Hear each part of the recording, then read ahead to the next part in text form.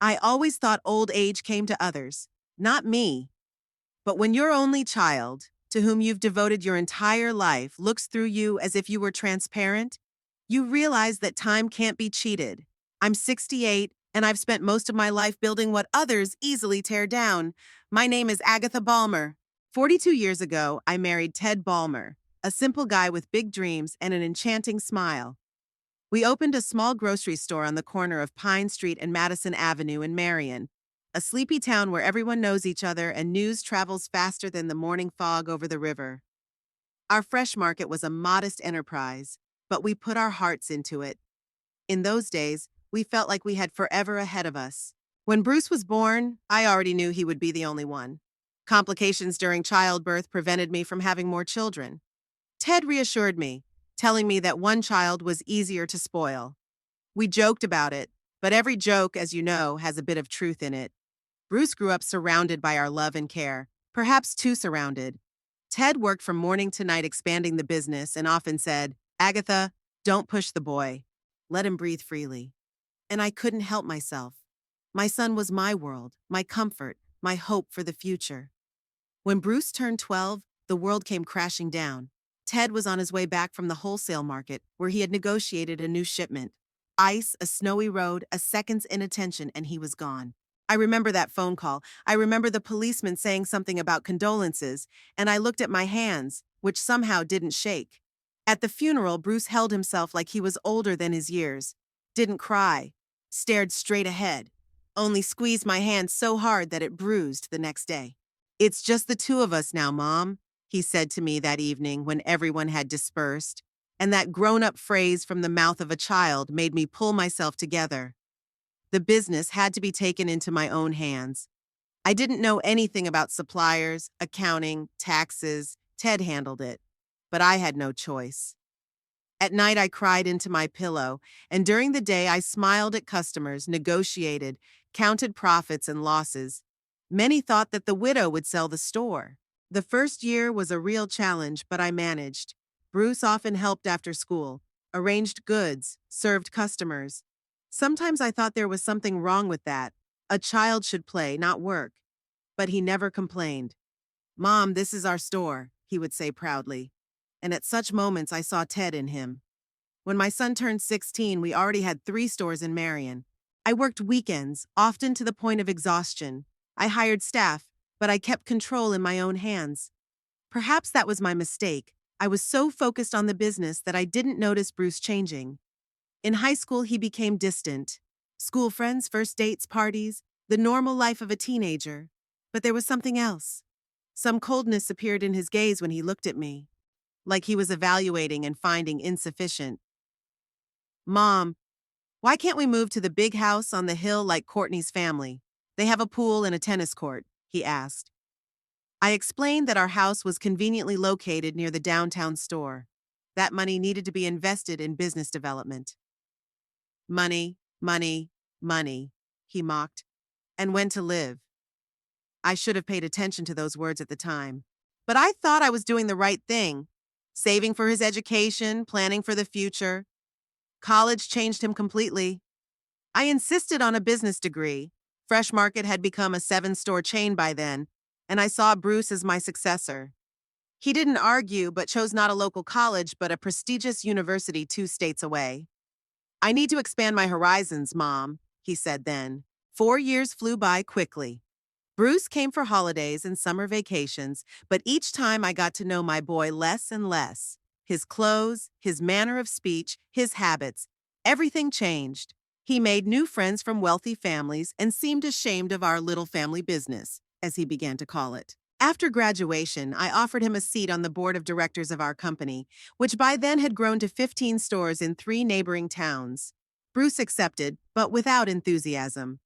"Mom, this is temporary. I want to try my hand at something more bigger," he said. His temporary dragged on for 3 years. He spent minimal time in the office, delegating most of his work to assistants, but bills from expensive restaurants and clubs showed up regularly on his corporate credit card. "Business meetings," he explained nonchalantly. And then she came into his life, Paisley Higgins. I first heard the name at one of our rare family dinners. Mom, I want you to meet a girl, Bruce said, picking with his fork at his favorite steak I'd cooked especially for him. Sure, honey, bring her over any time, I replied, trying to hide my surprise. Bruce had never introduced me to his girlfriends before, though I knew he had them. Her name is Paisley. She's special. He had an expression on his face that I hadn't seen since he was a kid, a mixture of admiration and slight uncertainty. Paisley turned out to be a tall, slender girl with impeccable manners and cold eyes. She was at the same university as Bruce, but a year younger. Her family owned a chain of high-end boutiques across the country. Only signature designs, the most exclusive collections, she explained to me condescendingly, as if I might not know what signature designs meant. During that first dinner, I felt uncomfortable in my own home. Paisley looked around my living room with poorly concealed disdain. Oh, how nice. Such a homie, she said, and it clearly wasn't a compliment. Bruce sat next to her as if mesmerized. He laughed at her jokes that I didn't understand. He laughed at her opinions that he would have mocked before. This was not my son, but some pale copy of him. Mrs. Ballmer, Bruce tells me you run a chain of grocery stores yourself. How unusual for a woman of your generation. Paisley smiled, showing perfect teeth. I started with my husband, and after his death, I had to take the reins, I replied, trying to speak calmly. Oh, how inspiring. My mom is also involved in the family business. She runs the Higgins Charitable Foundation. Perhaps you've heard of it. Last year, we organized a gala dinner that raised $2 million for disadvantaged children. I hadn't heard of the Higgins Foundation, but I nodded so as not to disappoint my future daughter-in-law. Even then, I realized it was serious. Bruce looked at her with the eyes of a lovesick puppy. A month later, he announced his engagement. 2 months later, I met the Paisleys' parents. Rowena and Pierce Higgins lived in a mansion that looked more like a museum than a home. Perfectly mowed lawns, marble columns, antique furniture. Everything screamed money and status. Rowena met me in the living room, dressed as if she were going to a presidential reception, not a family dinner. Tall, thin, with perfectly styled platinum hair and a face that never seemed to have known a real smile. Agatha, we meet at last, she said, lightly touching my hand with her cold fingers. Not a shake, just a touch, as if she was afraid of getting dirty. Dinner went like torture. Rowena questioned me about my business in the tone one usually uses with children or the mentally ill. 15 stores? That's nice. Pierce and I started with a small boutique in New York City, and now we have 42 stores across the country. But of course, grocery retail is different. It's more down to earth. Pierce was silent most of the evening, only occasionally nodding to his wife. He seemed like a man long since resigned to his role as a shadow under his overbearing spouse. Bruce tells me that you raised him alone after your husband's death, Rowena continued, sipping wine from a crystal glass. It must have been so difficult. I've always said a child needs both parents, especially a boy. I felt myself blush with anger but held back. We got through it, I replied briefly. Oh, absolutely. Bruce is such a bright young man. Paisley says he shows real talent in business. I almost choked. Bruce and talent in business had been incompatible in recent years. He barely showed up at the office, shifting all his responsibilities to others. You know, Agatha, our Pierce sees great potential in Bruce. We were just discussing offering him a seat on the Higgins-style board of directors. Rowena said it as if she was doing me a favor. I noticed Bruce straighten up and brighten up. Really? That would be amazing, he exclaimed with an enthusiasm I hadn't seen in years when it came to our family business. Of course it would, honey. You're about to become part of the family. And in the Higgins family, everyone works together, Rowena purred, casting me a triumphant look.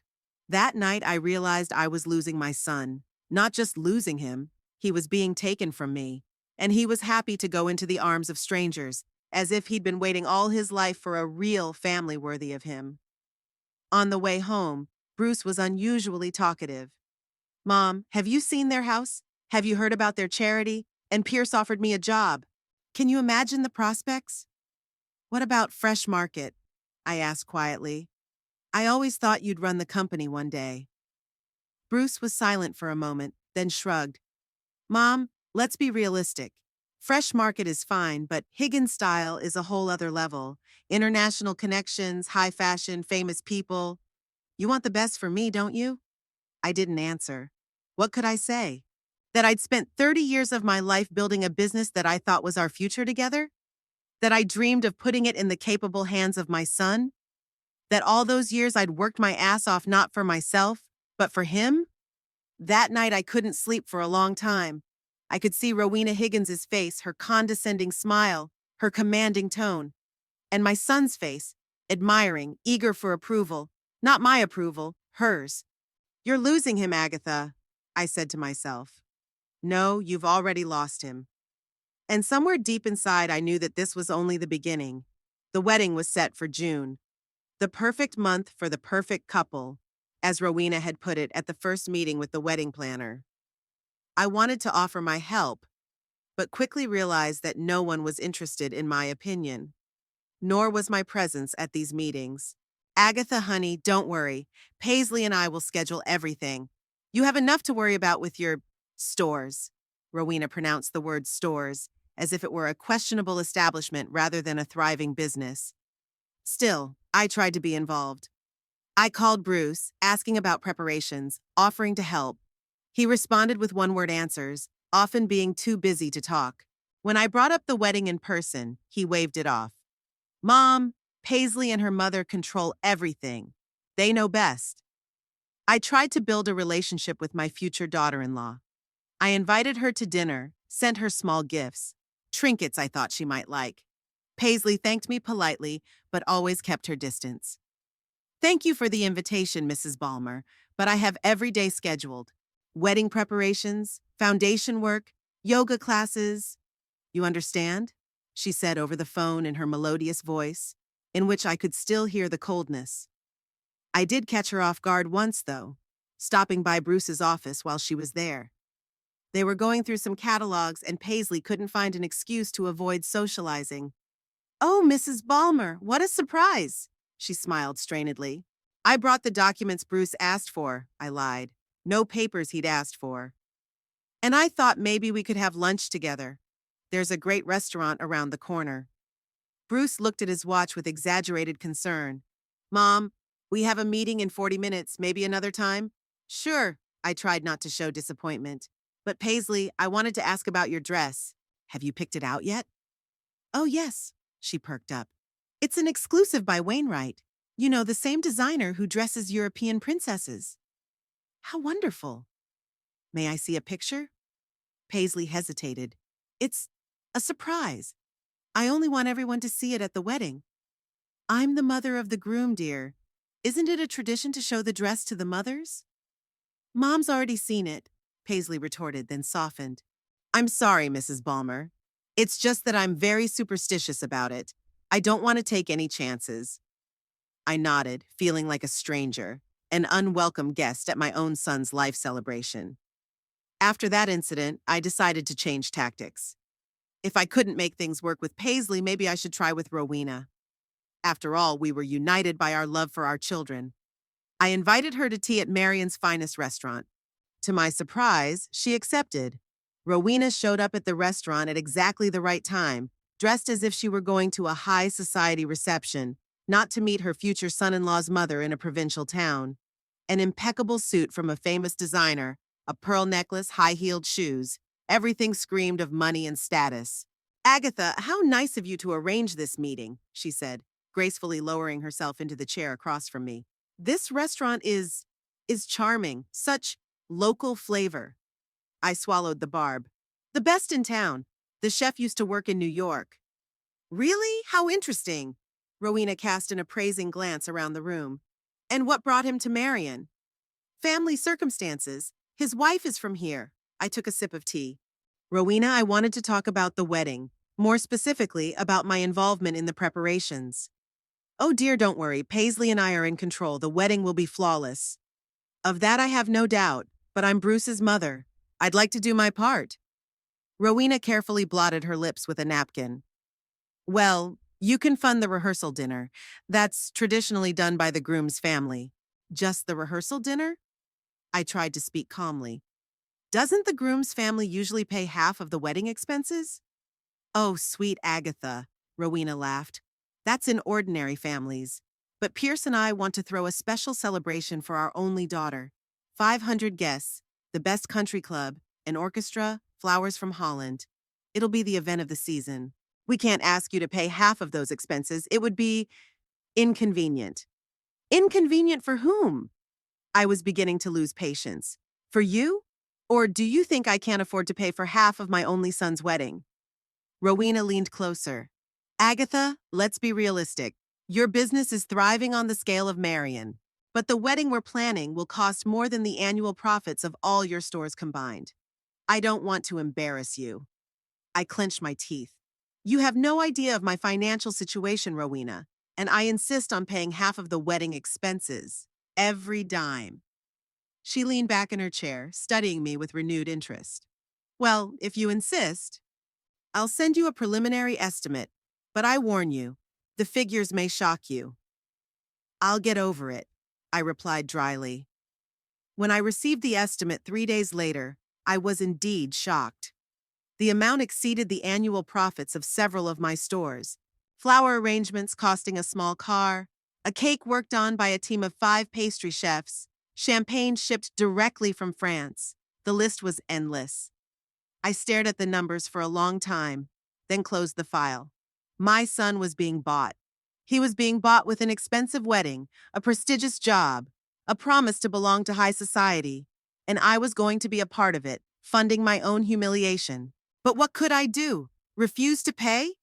Bruce would never forgive me. He was already under the full influence of the Higgins family. The next day I called Rowena and told her I'd agreed to the terms. She didn't hide her surprise, but recovered quickly. That's fine, Agatha. I'll tell our organizer that the groom's family is covering half the costs. Bruce will be so pleased. He wasn't pleased.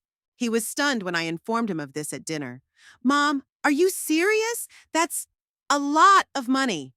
He looked at me wide-eyed. You're my only son, Bruce, and I want your wedding to be special. But that's too generous. Are you sure you can afford it? It wasn't worry that sounded in his voice, but surprise, as if he really believed Rowena's blurb about my business barely making ends meet. Not only can I afford it, but there's something else I want to do for you. I pulled a file folder out of my bag. I've decided to put you on the company's board of directors, officially, with full voting rights and a 20% share. Bruce stared at the documents. But why now? Because you're my son. Because Fresh Market is a family business. And because you're getting married soon and starting your own family, you're going to need a steady income. But I'll have a job at Higgins style. He still looked confused. And that's fine. But Fresh Market is your legacy, Bruce. It will all be yours someday. He nodded slowly, looking at the documents. Thanks, Mom. That's very generous. There was no joy or pride in his voice, just polite gratitude, as if I'd given him a tie he didn't particularly like, but he didn't want to offend me. In the weeks that followed, the wedding preparations were in full swing. Rowena called me almost every day with new ideas, which of course required additional funding. I agreed to everything, hoping my generosity would help mend relations with the Paisley family. One day, Rowena offered to throw a bachelorette party for the Paisleys in Paris. Just for the weekend, Agatha. A private jet flight, rooms at the Ritz, a little shopping, nothing fancy. Rowena, we agreed to split the cost of the wedding, not the bridesmaids' entertainment. My patience was running out. But it's part of the wedding traditions. Do you really want your son to marry a girl who didn't have a proper bachelorette party? There was genuine indignation in her voice. A normal bachelorette party is hanging out with girlfriends at a bar, not shopping in Paris, I retorted. Not this time. After that conversation, Rowena grew colder. Her calls became less frequent and her tone more formal. I knew I'd made an enemy, but I felt strangely relieved. At least now she wasn't faking it. Bruce seemed completely immersed in wedding preparations and his work at Higgins style. He was showing up at the Fresh Market office less and less often, despite his new position on the board of directors. Mom, you understand how important it is for me to make a good impression on Pierce. He's entrusted me with an important rebranding project, Bruce explained, canceling another of our meetings. Of course I understand. I replied, trying to hide my bitterness. Your future career is more important. Don't say that. It's just that there's a lot going on at once right now. Things will get better after the wedding. But I knew things wouldn't get better. Bruce had already made his choice, and that choice wasn't in my favor. A week before the wedding, we had our rehearsal dinner. As agreed, I took full charge of the rehearsal dinner. I rented the best restaurant in Marion, ordered a gourmet menu, organized live music, spent a fortune to impress the Higgins family.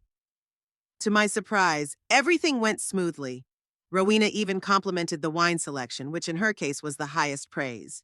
Paisley was sweet and attentive, often addressing me as if she truly considered me family. Bruce looked happy, constantly holding his bride's hand and looking at her with loving eyes. At the end of the evening, as the guests began to disperse, Bruce approached me.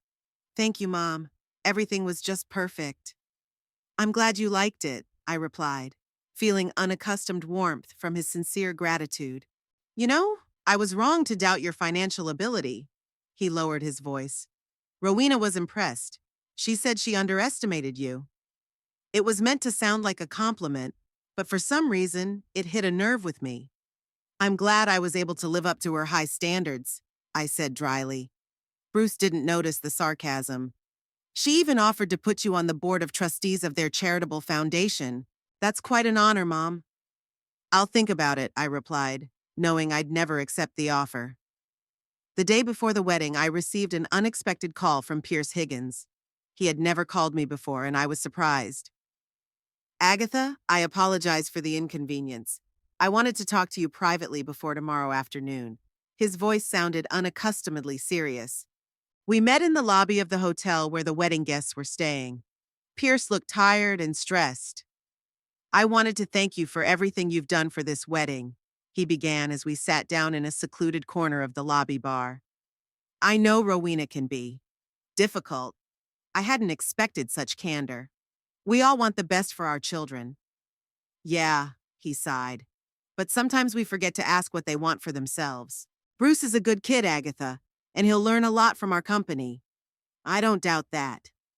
But," Pierce hesitated, choosing his words, "I want you to know, Higgins' style isn't as stable as it seems. We've had financial difficulties in recent years. The pandemic, supply problems, falling demand for luxury goods. Rowena doesn't like to talk about it." I looked at him carefully. "Why are you telling me this?" "Because you deserve to know the truth, and because I can see how attached Bruce is to his new role in our company. He's talented, but Fresh Market would be a more reliable option," I finished for him. Pierce nodded. "Maybe, but the choice is his." "He's already chosen," I finished my drink. "Thank you for your candor, Pierce." "I appreciate it." As we said our goodbyes, he shook my hand in surprise, firmly, businesslike. "You've built an impressive business, Agatha. All by yourself. That's worthy of respect." There was more sincerity in his words than in all of Rowena's fake compliments over the past months. I went back to my room and stood at the window for a long time, looking out at the nightlights of Marion. Tomorrow my son would get married, starting a new life. A life in which I was an extra, not the main character. I was supposed to be happy for him, proud. But instead all I felt was emptiness and a vague anxiety. Like tomorrow I wouldn't just be giving my son away to another family, but losing him forever. "Don't be dramatic, Agatha," I said to my reflection in the window pane. "It's just a wedding." But somewhere deep inside I knew. It's not just a wedding, it's a watershed. And what happens tomorrow will change everything. The morning of the wedding day was surprisingly quiet. I woke up before my alarm and lay staring at the ceiling of my hotel room for a long time. Outside the window, Marion was waking up. I could hear the occasional car, someone's footsteps, the voices of early passers-by. A normal Saturday morning for everyone but me. I got up slowly, walked to the window. It was drizzling light rain, a bad omen for a wedding, according to superstition. But Rowena, of course, had provided for that. The ceremony and banquet were held indoors at the luxurious Oak Ridge Country Club, and an atrium with a transparent roof and tropical plants had been rented for the photo shoot. The phone rang at 8 sharp. It was Rowena, chipper and businesslike as always. "Agatha, good morning. I hope you had a good night's sleep." Just a reminder, the stylist will be in your room at 9:30. Please be ready. A stylist? I didn't recall anyone ever mentioning a stylist to me. Of course, darling. Makeup, hair, help with the outfit. We want everything to be perfect, don't we? There was an indulgent concern in her voice that made me shudder, like I was an unreasonable child who wasn't capable of dressing for the gala on my own. I can do my own makeup and style my own hair, Rowena. Oh, I'm sure you can, but today is a special day. And the pictures will last a lifetime. Trust the professionals, Agatha. I wanted to object but realized it was pointless. The day was just beginning and I was already feeling squeezed like a lemon. Okay, I'll wait for the stylist. Excellent. And don't worry about the bill. It's all paid for. Of course it is. Rowena couldn't let me choose how I wanted to look at my own son's wedding. The stylist turned out to be a young man with perfectly styled bangs and the hands of a pianist. He entered the room, gave me a professional look, and sighed heavily, as if he had an impossible task ahead of him. Mrs. Balmer, I'm Everett. Mrs. Higgins sent me to prepare you for the gala. It's a pleasure, Everett. I don't know exactly what Mrs. Higgins told you, but I prefer natural makeup and minimal interference with my hair. Everett pressed his lips together. Mrs. Higgins was very specific in her wishes. But don't worry, I'll do everything tastefully. The next 2 hours turned into torture. Everett conjured up my face and hair, ignoring all my requests and wishes. Trust me, Mrs. Balmer, I know what I'm doing, he repeated when I tried to object. When he finally let me look in the mirror, I barely recognized myself. The heavy makeup, the elaborate comb-over hairstyle, I looked like an older socialite trying to appear younger. Exactly what I'd always avoided. What do you think? Everett asked, clearly proud of his work. I stared at my reflection and felt anger building up inside, not at the stylist, at Rowena. This was her revenge for my refusal to fund the Paris bachelorette party. She knew I'd feel uncomfortable with all that makeup, but she'd insisted on doing it anyway. Thank you, Everett. You really trying. I didn't make a scene. Not today. Today was Bruce's day, and I wasn't going to ruin it. After the stylist left, I pulled a dress out of my suitcase. Elegant, in pastel colors, it was the only thing I had chosen on my own for the day. Even Rowena couldn't find any pics for it when I showed her the photo. Putting on the dress and shoes, I took another look in the mirror. The woman looking back at me from there was a stranger, with an unnaturally smooth face, heavy shadows on her eyelids, and hair styled in an overly elaborate updo. But at least the dress was still mine. At 10:30, a limo came to pick me up to take me to Oak Ridge. I expected to see the bustle and nervousness usual for a wedding day there, but everything was organized with military clarity. The uniformed staff, the stewards with clipboards, the florists arranging the final arrangements, everything ran like a Swiss clock under Rowena's watchful eye. She met me in the lobby, dressed in an ash-gray suit that was surely worth as much as a small car. Her hair was styled in a perfect bun, her makeup emphasized her aristocratic features, and a diamond necklace sparkled around her neck. Agatha, you look beautiful, she exclaimed with fake enthusiasm. Everett works wonders, doesn't he? He's very professional, I replied diplomatically. Come on, I'll show you to your seat. The ceremony starts in an hour, but the guests are already arriving. She led me through the lavishly decorated hall to the first row of chairs. You'll be seated here next to Pierce. After the ceremony, the steward will escort you to the head table. Where's Bruce? I'd like to see him before the ceremony. Oh, I'm afraid that's not possible. He's getting ready with the groomsmen in a separate wing. Tradition, you understand. The groom is not to see the bride before the ceremony. I am not the bride, Rowena, I remarked dryly. Of course you are, but it's best not to break his concentration. Today is such an important day. She patted my arm indulgently, like stroking an obedient dog. Now, if you'll excuse me, there are 1,000 little things to check. I was alone among the arriving guests. Most of them were strangers, friends and colleagues of the Higgins family, social acquaintances, business associates. Only a few people nodded at me, the few I had invited. My lawyer Fenton and his wife, my longtime friend Helena, a couple of colleagues from Fresh Market. The time dragged agonizingly slow. I sat up straight, smiled when necessary, exchanged pleasantries with my roommates. But inside, I felt like an actress in a play where everyone knew their roles except me. Finally, the music came on, not the traditional wedding march, but something classical, chosen no doubt by Rowena. The guests stood up. Bruce appeared in an impeccable tuxedo, led down the aisle by his best man, a college friend whose name I couldn't remember. My son looked grown up, elegant, and incredibly handsome. My heart squeezed with pride and tenderness. Despite all our differences, this was my boy, my flesh and blood. As Bruce walked by, our eyes met. I smiled at him sincerely, with all my heart. He nodded slightly in return, but his gaze was distant, like he was looking through me. Then Paisley appeared with Pierce on her arm. Her dress was a work of art, snow white with delicate embroidery and a train carried by two little flower girls. She looked like a princess from a fairy tale, and I could see why Bruce had fallen in love with her. The ceremony was flawless, as was everything Rowena's hand touched. The vows, the exchange of rings, the couple's first kiss, everything went according to script. I sat in the front row with a frozen smile, feeling like an extra in someone else's play. After the ceremony, there was a cocktail hour, then a banquet. I was seated at the head table, between Pierce and Bruce's friend. Rowena sat on the other side of her husband, which was fine with me. The farther away from her, the better. Pierce was unexpectedly attentive.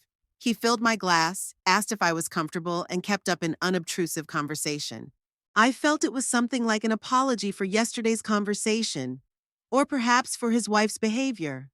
The newlyweds sat in the center of the table, absorbed in each other. They were smiling, whispering, holding hands. Bruce looked happy, and that soothed my troubled heart a little. After all, wasn't that what I wanted for my son? For him to be happy? After the main courses, the toast began. The best man talked about his friendship with Bruce in college, how he first saw him with Paisley and immediately knew it was fate. The maid of honor recalled their adventures together, marveling at their perfect union. Pierce made a touching speech about how happy he was to welcome Bruce into the family. I waited my turn, nervously crumpling my napkin. I had a speech prepared, low-key, warm, unsentimental. I rehearsed it for days, trying to find the right words to express my love for my son without sounding pushy or sentimental. But my turn never came. After Pierce's speech, the announcer announced that it was time for the newlyweds' first dance. I sat frozen with surprise and resentment. I hadn't been invited to give a toast at my own son's wedding. I wasn't even allowed to do that. Pierce, noticing my condition, leaned over to me. "Is everything all right, Agatha?" "I wasn't told I wouldn't be given a toast," I said quietly, trying to remain calm. "I'm really sorry about that. It must have been a misunderstanding." Something resembling sympathy flashed in his eyes. "Rowena was compiling a list of speakers. I thought you had been notified." Of course Rowena had. Who else? Another petty revenge, another reminder that I was a nobody here. I watched in silence as Bruce and Paisley danced their first dance. They moved gracefully, as if they'd spent a lifetime practicing for this moment. The guests sighed and someone furtively wiped away tears. After the first dance, the host invited the parents of the newlyweds to the parquet. Pierce shook Rowena's hand, and they joined Bruce and Paisley. I sat there, not knowing what to do until Bruce came up to me and held out his hand. "Mom, are you coming?" I gratefully accepted his hand and stepped out onto the parquet. It was our first dance in years. The last time we danced together was at a charity event when he was 16, and he was shy but couldn't say no to his mother. "Are you happy, Bruce?" I asked, looking into his eyes. "Yes, Mom. Today is the happiest day of my life." He smiled, and for a moment I saw in him the boy I had raised. "I'm happy for you. Really happy. Thank you, and thank you for everything you've done for this wedding. I know it wasn't easy. Anything for you." The dance was over all too quickly. Bruce went back to Paisley and I went back to my seat at the table. The evening continued, dancing, talking, laughing. The alcohol flowed and the mood became more and more festive. I noticed that Bruce was drinking a lot. It was unusual for him. Usually he controlled himself. But today, he must have been making an exception. His cheeks flushed, His movements became less coordinated, his laughter louder. Around midnight, with the party in full swing, I decided I could leave without attracting attention. I was exhausted, emotionally and physically. I wanted to wash off the heavy makeup, take off my uncomfortable shoes, and let myself finally relax. I walked over to Bruce to say goodbye. He was standing in a circle of friends, a glass of champagne in his hand, talking animatedly about a story. Rowena was beside him, her hand resting on his shoulder in a possessive gesture. "Bruce, darling, I think I'll go to the hotel," I said when he finished his story. "Leaving already?" "The party's just starting." He hugged me with one arm, swaying slightly. He smelled like expensive alcohol. "I'm a little tired, but it's been great. Congratulations again." "Well, I won't keep you."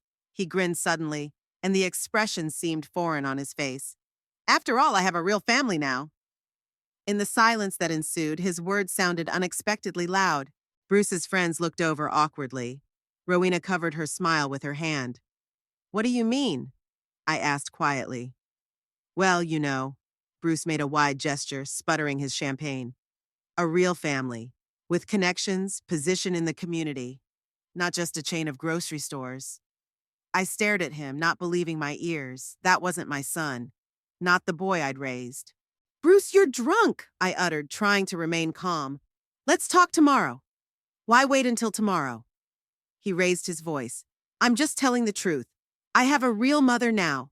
Go away." He almost shouted the last words, pointing at Rowena, who was now not hiding a triumphant smile. Time seemed to stop. I saw the shocked faces of the guests, heard the whispers, felt the stares, sympathetic, curious, gloating. But it all came to me as if through a layer of water. I looked at Bruce with a long, hard stare. I looked for something in his eyes: remorse, embarrassment, a shadow of realization of what he'd just said. But all I saw was drunken prowess and Rowena's reflection behind him. Without a word, I turned and walked toward the exit, my back straight, my head held high, the way my father had taught me years ago. "Never show you've been hurt, Agatha. It gives them power over you." I don't remember how I reached the closet, how I got my coat, how I stepped out into the chilly night. Everything was blurred before my eyes because of unshed tears. Only when I was in the cab did I let myself cry, silently, clenching my teeth so the driver wouldn't notice. The tears blurred my heavy makeup, leaving black streaks on my cheeks. I didn't care. At the hotel, I went up to my room on autopilot. I closed the door, threw off my shoes, fell into the chair. I finally let out a sob, a long, painful, gut-wrenching sob. I cried for my lost son, the 30 years I'd given him, every sleepless night at his crib when he was sick, every school matinee I went to, putting off important meetings, about teaching him how to ride his bike, how I read him stories, how I kissed his broken knees. I cried about the business I was building for him, about every hard decision, every deal, every new store. It was all for him, for his future. And I cried for my naivety, that I believed blood was more important than money, background, social status, that a mother's love is stronger than any temptation. I don't know how much time passed, maybe an hour, maybe more. But gradually the sobs subsided, leaving behind a strange emptiness. And in that emptiness, a new emotion began to form, a cold, hard resolve. I stood up, walked to the mirror. A woman with smeared makeup, red eyes, and disheveled hair looked back at me. A pitiful sight. But there was a fire in her eyes that I hadn't seen in a long time. After I washed off my makeup, I stood under the hot shower for a long time, letting the water wash away not only the traces of the day, but also 30 years of self-deception. 30 years of believing that my son loved me, that he appreciated everything I'd done for him. Stepping out of the shower, I sat on my bed and turned on my laptop. It was almost 3 in the morning, but sleep wasn't coming. Instead, I opened my email and wrote an email to my lawyer, Fenton. "Good night, Fenton. I know it's very late, but the matter is urgent. I need to urgently change the management structure of the company and revise my will. I expect you in my room at 10 o'clock tomorrow morning. Agatha Balmer." After sending the letter, I leaned back against the pillows.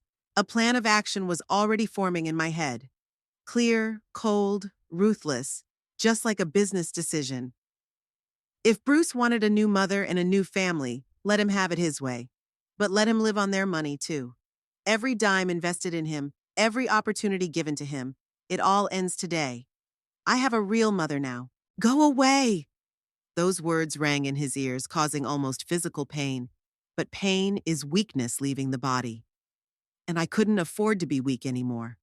I would open myself up to new things, become stronger in spite of my years. If I had to choose between suffering and revenge, I would choose revenge. Cold, calculated, and perfectly legal. With that thought, I finally fell asleep with no tears, no regrets, and a firm resolve to act. Tomorrow would begin a new chapter of my life, a life without Bruce. Fenton Webster showed up at the door of my room at 10 a.m., sharp, pedantic as ever. A tall, thin man with balding hair and an attentive gaze behind his thin-rimmed glasses. My lawyer for 15 years, he knew more about my business than anyone else. "Good morning, Agatha." He shook my hand and gave me an appraising look. "You look," Just said, determined. "That's exactly how I feel," I replied, letting him into the room. "Thank you for coming in on a Sunday. Your letter sounded urgent. Besides, I was at the wedding and saw the finale," he mused delicately. "Then you can see why I can't wait until Monday." I gestured for him to take a seat at a small table by the window where coffee was already prepared. Fenton pulled a notebook and notepad out of his briefcase. "So, you want to change the management structure of the company and revise the will. How radical a change are you planning?" "As radical as possible." I poured coffee into 2 cups. "I want to remove Bruce from the board of directors entirely and disinherit him." Fenton raised his eyebrows but refrained from commenting. Over the years of working with me, he'd grown accustomed to my decisive actions. "Is it possible to do this without his consent?" I asked. "Yes, but there are nuances." Fenton sipped his coffee. "When you put him on the board, there was a package of documents signed. You need to check the terms. As for the inheritance, that's entirely your right. The will can be changed at any time." "Good. I want everything done as quickly and legally flawless as possible. Bruce must have no chance to contest the decision." Fenton nodded and opened his laptop. "Let's start with the board of directors. I have access to corporate documents through a secure server." For the next 3 hours, we methodically worked through every aspect of my plan. Fenton reviewed documents, explained legal technicalities, and suggested options. I listened carefully, asked questions, made decisions. It turned out that Bruce could be removed from the board of directors on the basis of a pattern of dereliction of duty. In recent months, he had missed most board meetings, failed to submit a single report, and was not involved in strategic decisions. "We have meeting minutes, email correspondence, testimony from other board members," Fenton listed. "That's enough for legal justification. And his 20% stake in the company." "It's more complicated here. It was given to him gratuitously and it can't be forcibly returned. But we can take advantage of the preemptive right to buy back the shares provided for in the company's charter.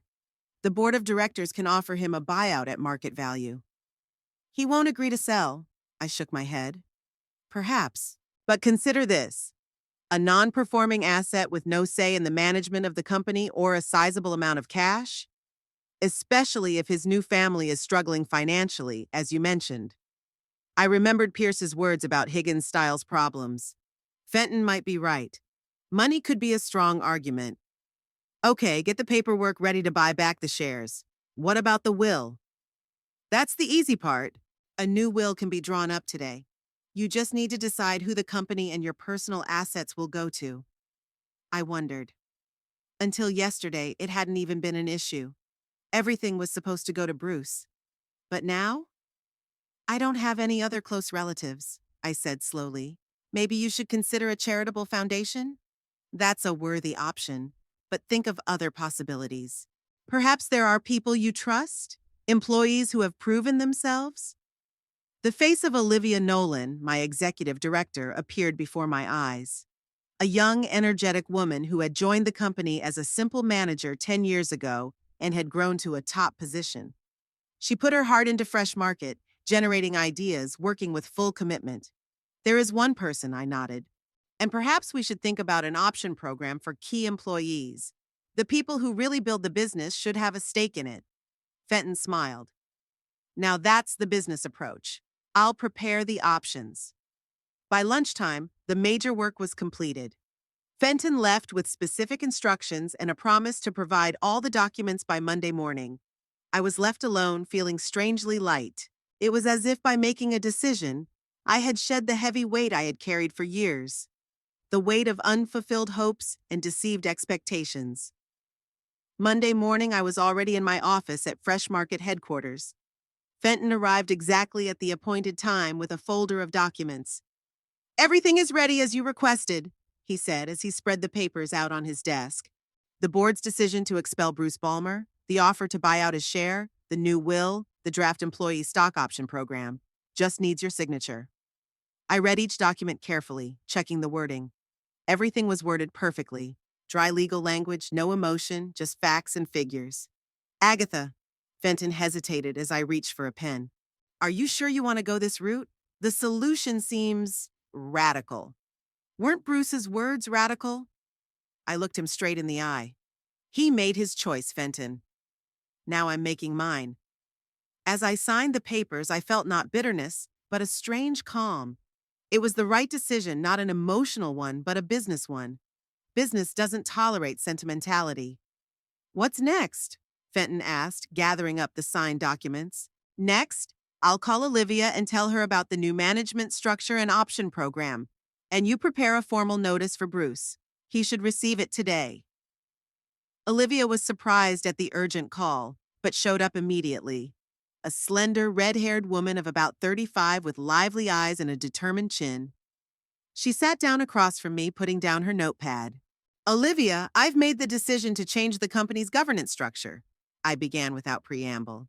"Bruce is no longer a member of the board of directors. His duties are being taken over by you with increased authority." Olivia blinked, but quickly managed her surprise. "Yeah, understand. Is this related to the events at the wedding?" So the rumors had already spread. Not surprising. In a small town, news spread at the speed of wildfire.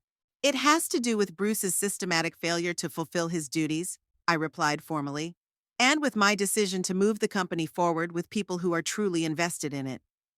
Olivia nodded. "I appreciate your trust, Agatha, and I'm ready to take on additional responsibilities. That's not all." I held out a draft of the options program to her. "We're launching a long-term incentive program for key employees. You're first on the list." She ran her eyes over the document, and her eyebrows crept upward. "That's very generous." "It's fair," I corrected. "You're building this business with me. It's time for you to have a stake in it." We talked for another hour, discussing the details of the new structure and development plans.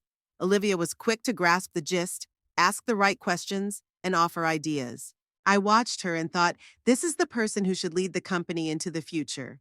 Not a spoiled brat who thinks his mother's business is not prestigious enough, but a professional who is in love with his business. After Olivia left, I called Fenton.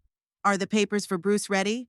"Yes, the courier is on its way. They should arrive at the Higgins-style office in about an hour." "Great, keep the phone on. I think a response will follow immediately." It really didn't take long for a response. Exactly 2 hours and 17 minutes later, my phone exploded with a ring. Bruce's number. I answered calmly, as if it were a normal business call. "Agatha Balmer here." "Mom, what the hell is this?" Bruce's voice was ringing with rage. "I just got some crazy board expulsion papers." "Is this a joke?" "It's not a joke, Bruce. It's a business decision based on your systematic failure to fulfill your duties as a board member." "What non-performance? I've been busy with wedding preparations and working at Higgins Style." "Exactly. You've been busy with anything but Fresh Market. You've only attended one board meeting out of 6 in the last 3 months. Didn't submit a single report. Didn't participate in a single strategic decision." "So this is revenge?" His voice trembled. "For what I said at the wedding, I was drunk, Mom. That's not what I meant." "It doesn't matter what you meant. It matters what you said and did. You've made your priorities clear, Bruce. Now I'm expressing mine." "But my share in the company, you can't just take it away." "Read carefully, Bruce. I'm not taking your share. The board of directors is offering to buy it back at market value. You'll be fairly compensated." "I'm not going to sell. It's my inheritance." "That's your choice. But consider this, a non-performing asset with no say in management, or a sizable sum of cash that you can invest in Higgins Style or any other business you deem worthy." Silence hung in the receiver. I could almost see the gears turning in Bruce's head. He was always practical when it came to money. "I'll talk to my lawyer," he finally uttered. "This isn't over, Mom." "Of course you'll talk, but be warned, all decisions have been made in full compliance with the company's charter and the law. Your chances of challenging them are minimal." He hung up without a goodbye. I leaned back in my chair, waiting for the next call. It followed 15 minutes later, this time from Rowena. "Agatha, honey, what's going on?" Her voice oozed fake concern. "Bruce just came running home in a terrible state, mumbling something about the company, expulsion, inheritance. Did you two have a fight?" "Don't pretend, Rowena," I replied coldly. "You know perfectly well what happened at the wedding, and now you are watching the aftermath." "Oh, that silly scene? Bruce was drunk, honey. Young people say terrible things when they've had a little too much to drink. Don't take it personally." "I don't. I just draw conclusions and act accordingly." "But disinherit him? Disinherit him from the business? That seems excessive. And publicly disowning a mother who raised you alone for 30 years doesn't seem excessive?" Rowena was silent for a moment, changing tactics. "Look, Agatha, we all make mistakes. Bruce loves you. He's just confused, influenced. Let's meet and discuss this like adults. I'm sure we can find a compromise." A compromise has already been offered in the documents Bruce received. Fair compensation for his share of the company. There is nothing more to discuss. "Agatha, don't be so hard-headed. Think of the future. About the grandchildren you might have. Do you really want to disinherit them because of one silly phrase?" It was a low blow. The subject of grandchildren had always been a sore point with me, but now even that could not shake my resolve. "My grandchildren, if there ever are any, will be provided for, but not at the expense of a business their father considers unworthy. All the best, Rowena." I hung up without waiting for a reply. My hands trembled slightly. From adrenaline, not regret. I knew this was only the beginning. Bruce and the Higgins family wouldn't give up so easily. That evening of the same day, I received an email from Pierce. Unlike Bruce and Rowena, he was reserved and businesslike. "Dear Agatha, I realize that the decisions you have made are driven by deep resentment. I do not condone Bruce's words or Rowena's behavior. However, I ask that you consider a more lenient solution. Perhaps a temporary suspension of Bruce with the possibility of reinstatement if certain conditions are met. I am willing to act as guarantor and mediator. Sincerely, Piers Higgins." I appreciated his attempt at compromise, but my mind was already made up. "Dear Piers, thank you for reaching out. I appreciate your measured approach. However, my decision is final. Fresh Market is not a toy that can be dropped and picked up again on a whim. It's a serious business that requires full commitment and respect. If Bruce accepts the offer to buy out his share, he will receive a substantial sum that he can invest as he sees fit. This is a fair solution for all parties. Sincerely, Agatha Balmer." The next day, I received a formal letter from Bruce's attorney demanding all board minutes, the company's financial statements for the past 3 years. I forwarded the letter to Fenton with a short note. "Provide everything required by law." Not one step further. Fenton responded almost instantly. "Already on it. They're looking for leads, but they won't find any. Everything we do is legally impeccable." The next 2 weeks turned into a legal battle.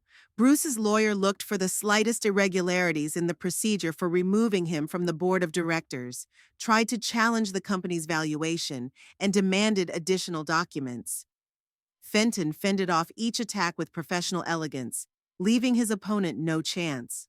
At the same time, I received messages from mutual friends who casually mentioned how upset Bruce looked, how worried and regretful he was about what he had said. Obviously, Rowena was using all her social connections to pressure me. I ignored these attempts at manipulation and focused on business. Together with Olivia, we developed a new strategy for Fresh Market, including expanding the organic product range, launching our own line of ready meals, and modernizing the delivery system. "We could open 3 more stores in neighboring cities by the end of the year," Olivia told me as she showed me analytical layouts. "The market is ready, competition is minimal, and our reputation is working for us." I listened to her with pleasure. That's what real passion means. Not ostentatious interest for the sake of a check mark, but a genuine desire to grow the business. Go for it, I approved. You have my full support. One evening, as I was about to leave the office, there was a knock on the door. Bruce stood on the doorstep, gaunt, with circles under his eyes, wearing a wrinkled suit. "Mom, we need to talk," he said without preamble. I let him in and sat down at the table, gesturing for him to take the chair across from me. He remained standing. "I came to apologize," he began, fumbling nervously with his fingers. "What I said at the wedding, it was awful. Unforgivable. I was drunk and stupid." "Thank you for apologizing," I replied neutrally. "Anything else?" Bruce looked discouraged by my restrained response. Apparently, he had expected tears, hugs, immediate forgiveness. "Mom, I understand that you're hurt, but to deprive me of everything, the company you built for me, the inheritance, it's too much. I didn't build the company for you, Bruce. I was building it for us, for the family. But you made it clear that your family is the Higginses, not me. It was a stupidity, a momentary weakness. You can't cross out 30 years over one phrase." "I'm not the one who crossed out those years, Bruce. You did. By your attitude toward the business, toward my values, toward me. The wedding was just the culmination." He ran his hand through his hair in a desperate gesture. "What can I do to fix this? Tell me. I'll do anything." "Nothing," I replied calmly. "Some things can't be fixed. You can only accept the consequences and move on." "You're not even trying to understand. I'm in trouble, Mom. Serious problems. Higgins' style is on the verge of bankruptcy. Pierce has been hiding it from everyone for years. Paisley and I could lose everything. That's it. It wasn't remorse that brought him to me. It was financial hardship. Pierce wasn't exaggerating when talking about the company's problems. I'm sorry to hear that," I said sincerely, "but it doesn't change my mind." "How can you be so cold?" Tears glistened in his eyes. "I am your son, your flesh and blood. And did you remember that when you said Rowena was your real mother?" Bruce lowered his head. "It was a mistake, a terrible mistake. I regret it every day."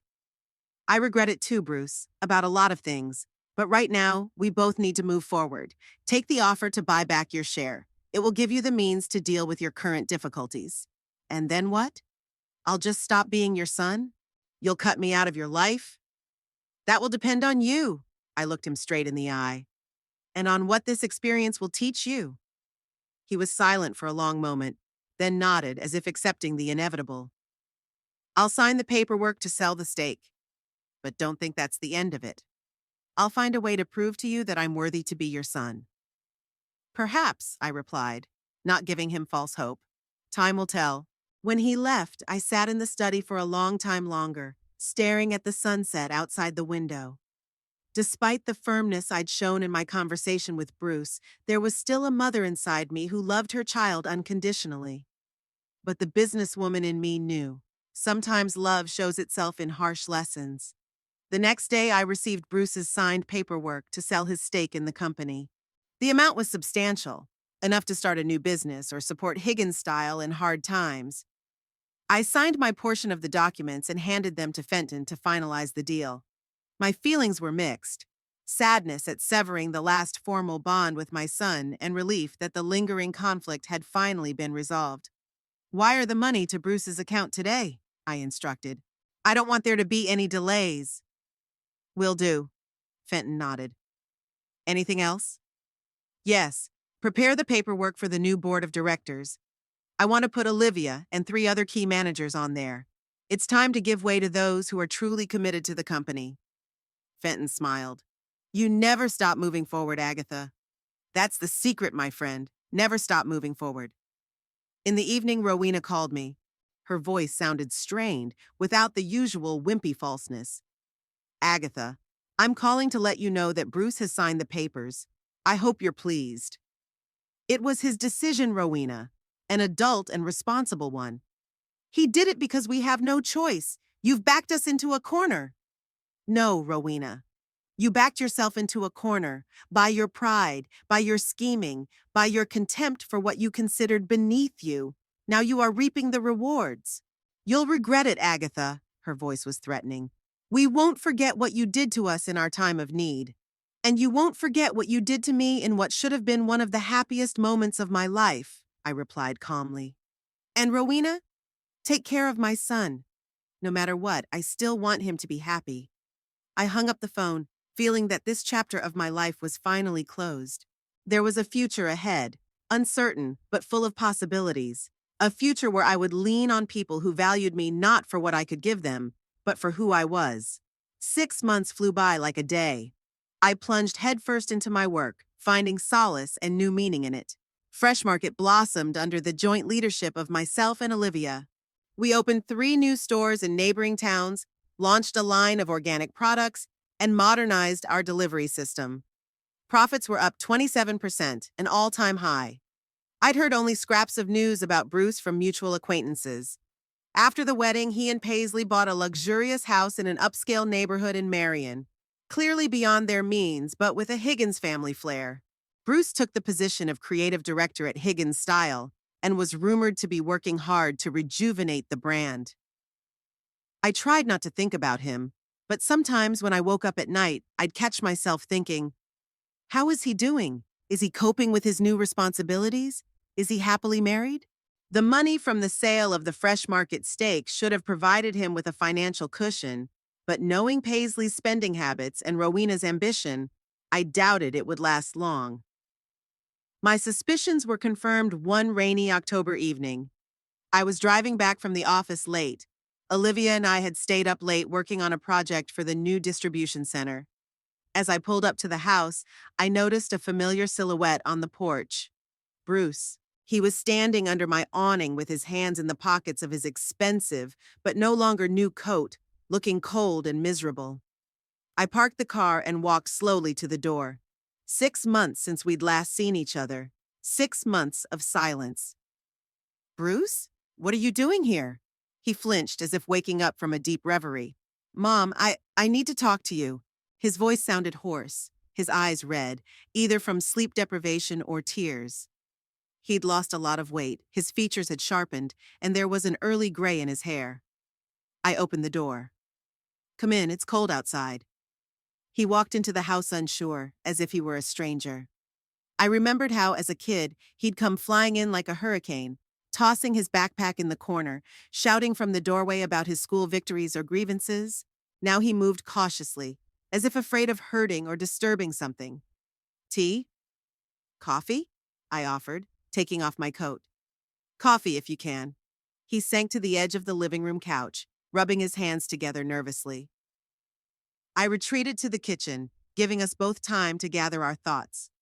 What had brought him here after so many months of silence? From the look of him, nothing good.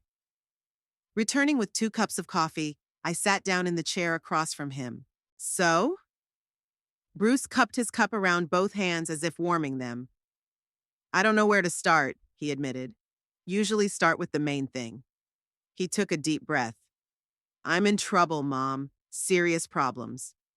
Financial? I guessed. Financial, too. He grinned unfunnily. Remember when I said Higgins Style was on the verge of bankruptcy? Well, we're already over the brink. The company went bankrupt a month ago. I wasn't surprised. Pierce had warned of trouble, and these things rarely resolve themselves. Pierce knew things were bad, but he was hiding exactly how bad, Bruce continued. For the last 3 years, the company had been hanging on to its credit and reputation. The fashion business is brutal.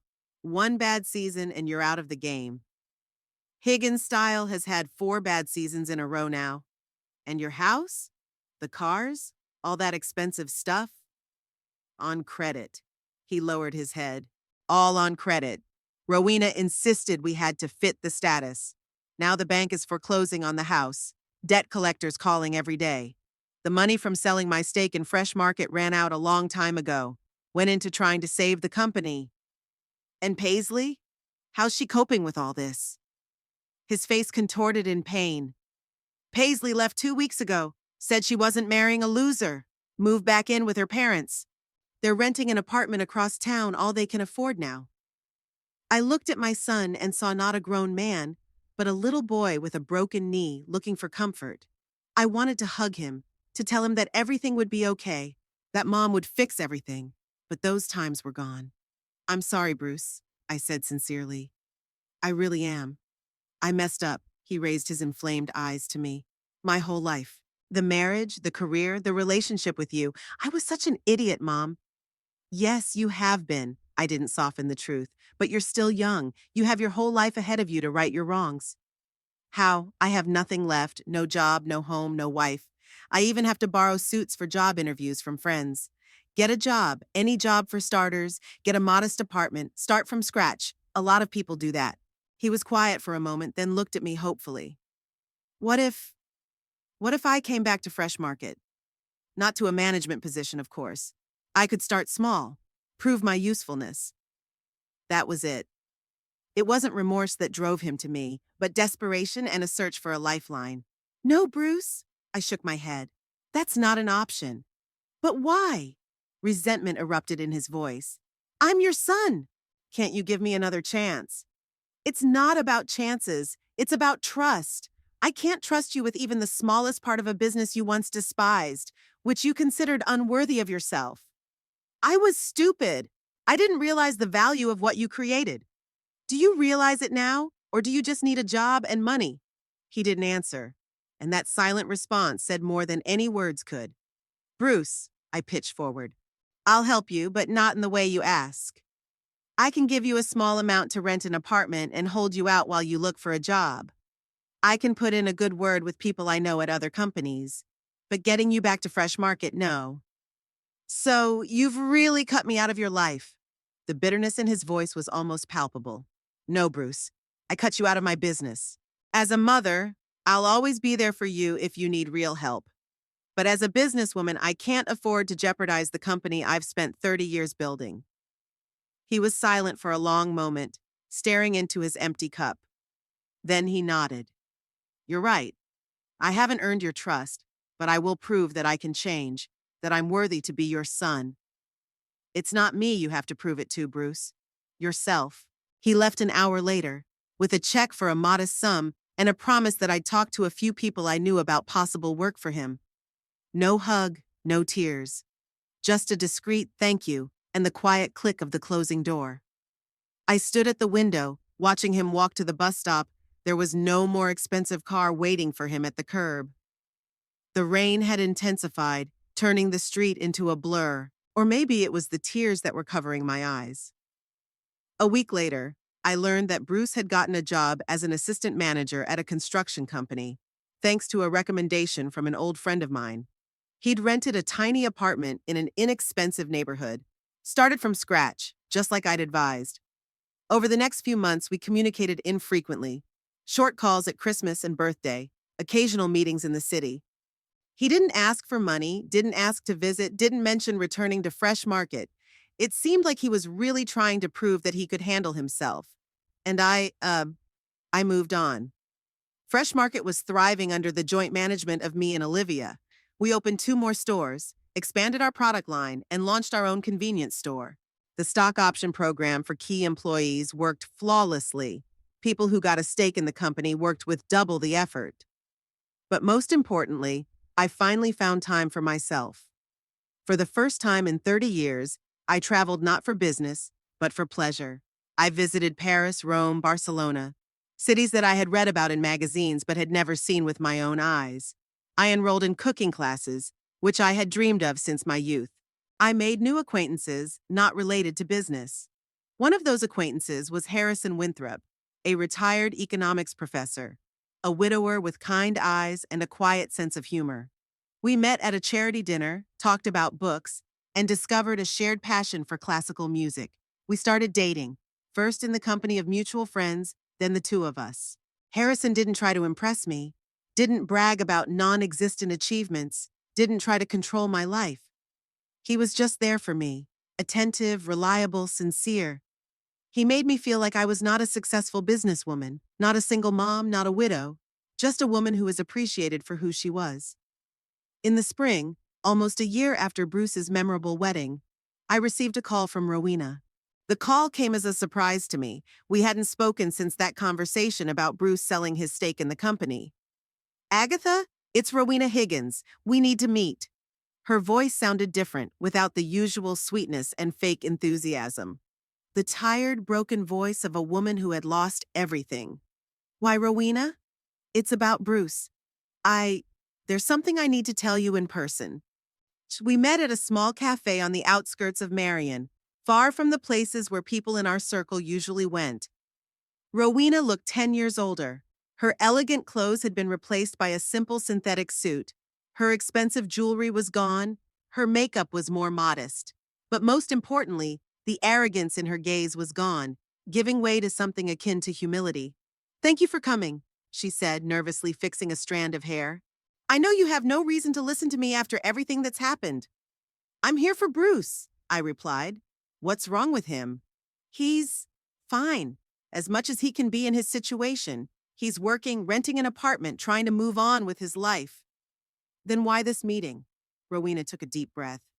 "I came to apologize, Agatha, for everything I've done, for the way I treated you, for turning Bruce against you. I was an insufferable, arrogant bitch." I stared at her in amazement. Rowena Higgins, proud, arrogant Rowena, was asking for forgiveness? Why now? "Because life has taught me a lesson. I've lost everything, Agatha, my company, my home, my position in society. Friends turned away when the money disappeared. Pierce is depressed, barely leaves his room. Paisley, she filed for divorce. Said she didn't marry to live in poverty." "I'm sorry to hear that," I said sincerely. Despite everything that had happened, I didn't wish this family to suffer like this. "Don't feel sorry for us," Rowena grinned bitterly. "We got what we deserved. For years we lived beyond our means, made aristocrats of ourselves, looked down on those who made an honest living. Like you." She sipped her coffee, gathering her thoughts. "You know what's most ironic? Deep down, I've always envied you, Agatha. Your strength, your independence, the fact that you built a real business from the ground up, not parasitized on your ancestral inheritance like Pierce and me. Then why did you treat me like that? Why turn Bruce against me?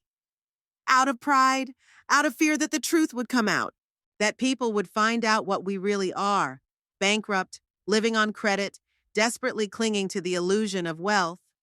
I remained silent, not knowing what to say. Rowena's confession was sincere, but it couldn't undo the past. "I don't expect your forgiveness, Agatha," she continued. "I just wanted you to know that I realize the harm I've done. To you and to Bruce. Bruce especially. I've taken his real mother away from him and given him in return nothing. Bruce is a grown man, Rowena. He made his own choices. Under my influence, I manipulated him, played on his vanity, his desire to belong to high society, and look where it got him."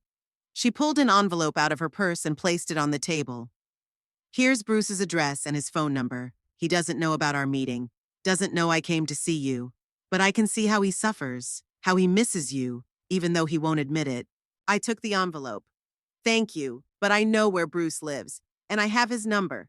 Then call him. Pay him a visit. He's too proud to make the first move, especially after he came to you asking for a job." "How do you know about that?" "He told me. Not right away, but he told me. Said you were right to turn him down, that he didn't deserve your trust." I wondered. Maybe Bruce was really starting to understand, beginning to change. "I'll think about it," I said, standing up. "Thank you for talking to me, Rowena."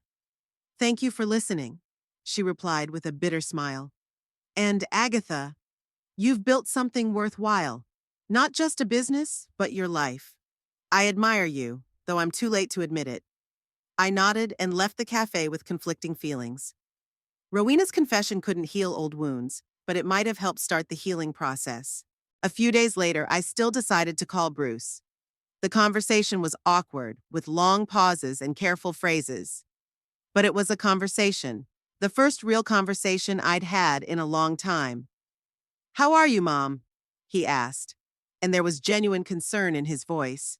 "Fine, business is booming. I met a man, Harrison. He's a retired economics professor." "Really? That's that's great, Mom. You deserve to be happy." We agreed to meet up this weekend, just for lunch, to talk. Nothing fancy, no grand reconciliation. A small step in an unknown direction. In the evening, I sat on the terrace of my house with Harrison. We drank wine, listened to Chopin, talked about the future. I told him about the call to Bruce, about the upcoming meeting. Are you ready to forgive him? Harrison asked, looking at me with his kind eyes. I don't know, I answered honestly. Maybe in time. But trust has to be earned all over again. A reasonable approach. He took my hand. You know what I appreciate most about you, Agatha? Your dignity. You don't cling to past hurts, but you don't let others trample on you either. That's a rare quality. I smiled, feeling the warmth of his hand and the calmness spilling inside. In that moment, I realized that despite all the trials of the past year, I had finally found my path. A path where I value myself, my accomplishments, my dignity. Bruce will remain my son, no matter what happens, but he will no longer be the center of my universe, the meaning of my existence. I have my own life, with a job I love, with people who appreciate me, with a man who sees me not only as a successful businesswoman, but also as a woman with her dreams and fears. A year ago at Bruce's wedding, I felt lost, unwanted, rejected. Today, I feel whole, independent, free from toxic relationships and false values. What are you thinking about? Harrison asked, noticing my absent look. About how weirdly life works, I replied with a smile. Sometimes we have to lose what we thought was most important in order to find something more valuable. And what did you find, Agatha? Myself, I answered simply. I found myself. There was a future ahead, uncertain, like any future, but full of possibilities. Perhaps our relationship with Bruce would never be the same. Perhaps we would find a new way to be a family, based on mutual respect, not dependency. Maybe Harrison and I will have a long life together. Or maybe things would turn out very differently. But one thing I knew for sure was that no matter what happened, I would never again let anyone, not Bruce, not Rowena, not anyone, to make me feel unworthy. My dignity, my self-esteem, my worth did not depend on other people's opinions or approval, and in that understanding was true freedom.